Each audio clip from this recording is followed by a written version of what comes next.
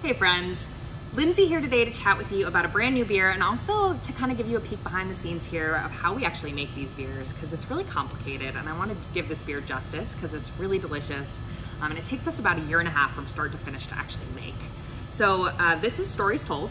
We're gonna talk about the beer first and then I will get right into it. So this is actually a blend of two different beers that we age in two different tanks, and I'll show you here in a moment exactly what I'm talking about.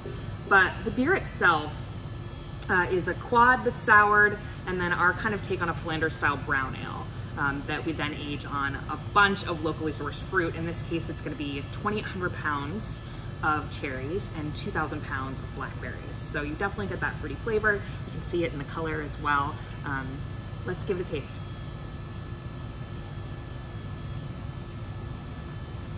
This beer is so delicious. You definitely get the tartness. This is definitely zippy. If you like that sour flavor, this beer is definitely gonna make you happy. This is gonna be a really great pairing with maybe some gorgonzola cheese and prosciutto, an onion tartlet with caramelized onions in it. Really delicious with like some richer foods because the acidity kind of helps with the palate cleansing. You also get these subtle notes of caramel and toffee, but the big predominant flavor in this is gonna be kind of like rich, kind of dark fruit character. So let's take an adventure and I'll show you exactly how this process actually works. So right behind me here is the fooder that this beer started off in, half of it. This is where we aged the quad for this. And it ages in here for about a year with some souring bacteria, lactobacillus and pediococcus. And then half of it also ages in stainless. And so these are our stainless tanks here, some of them that we use for our wild and sour beers. So we brew a beer over in our clean brew house. We age it in stainless over here, again, with those souring bacterias.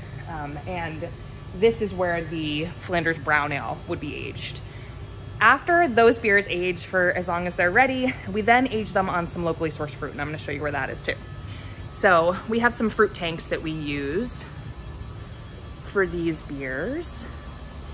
And they age for about, in this case, they age for about 4 months on the fruit. So blackberries and local cherries as well.